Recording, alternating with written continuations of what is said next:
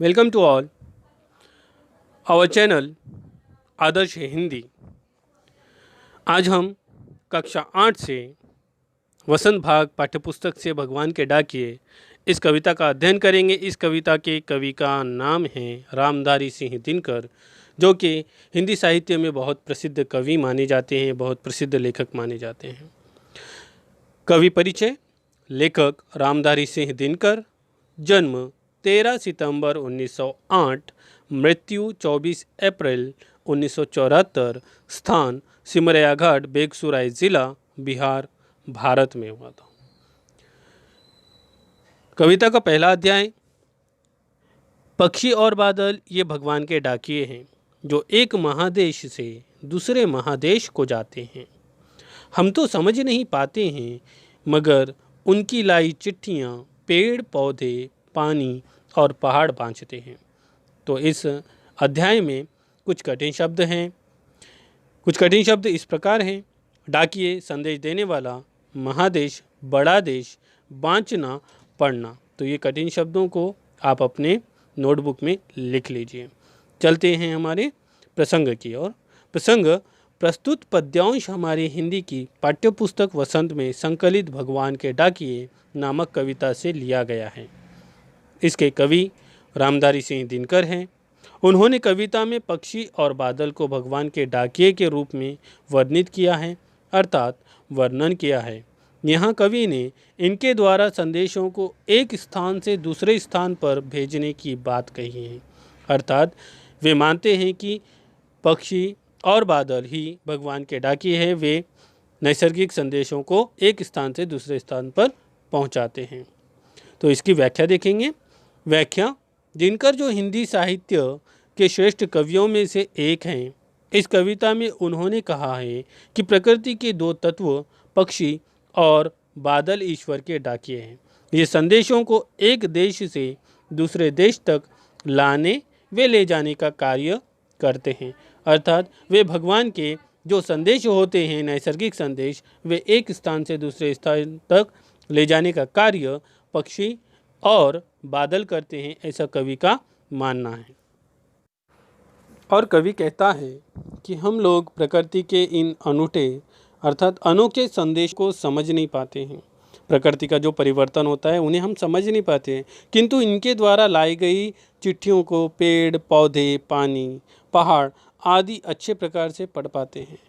सभी चिड़ियों के चहकने पर पौधे खिल उठते हैं, बादलों के आने पर पेड़ झूमने लगते हैं। अर्थात कवि यहाँ पर प्रकृति की बदलती रचना को बता रहे हैं, और वे ये भी बता रहे हैं कि किस प्रकार प्रकृति में बदलाव, परिवर्तन आने के बाद किस प्रकार से हमारे प्रकृति में चिड़ियाँ एवं पौधे, पहाड़ों का परिवर्तन होता है, किस प्रकार हरियाली होती है, इत्यादि। हमारा दूसरा अध्याय है। हम तो केवल ये आंकते हैं कि एक देश की धरती दूसरे देश को सुगंध भेजती है, और वे सौरभ हवा में तैरते हुए पक्षियों की पांखों पर तीरता है, और एक देश का भाप दूसरे देश में पानी बनकर गिरता है।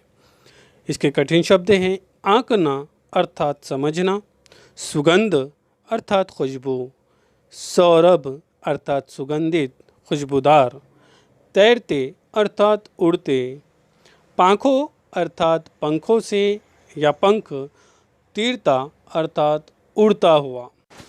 व्याख्या: इस पद्यांश में कवि कहता है कि हम लोग तो मात्र यही समझते हैं कि एक देश की धरती वायु अर्थात हवा के माध्यम से अन्य देश की धरती को सुगंधित अर्थात खुशबूदार हवा भेजती है।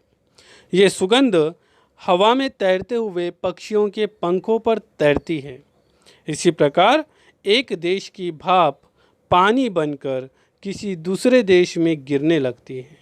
इन पंक्तियों के माध्यम से कवि ने बहुत ही गूढ़ बात कही है, अर्थात बहुत ही मीठी बात कही है, और उन्होंने ये भी बताया है कि प्रकृति कितने रंग बदलती है और एक स्थान से दूसरे स्थान पर किस तरह से पहुंचती है और उसके अनुसार प्रकृति किसी में भेदभाव नहीं करती। जल हमारी मूलभूत ज़रूरतों में से एक है। उसके लिए अक्सर दो देशों या राज्यों में विवाद उत्पन्न हो जाते हैं। जल अर्थात पानी, तो इसके लिए अक्सर दो देशों में विवाद उत्पन्न हो जाते हैं।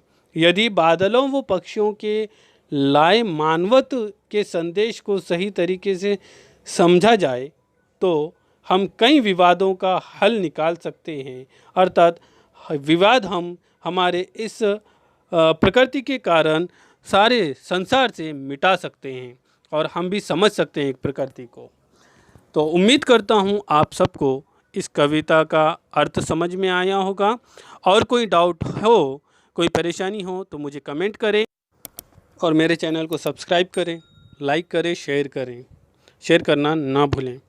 तो हम मिलेंगे अगले वीडियो में, तब तक के लिए धन्यवाद।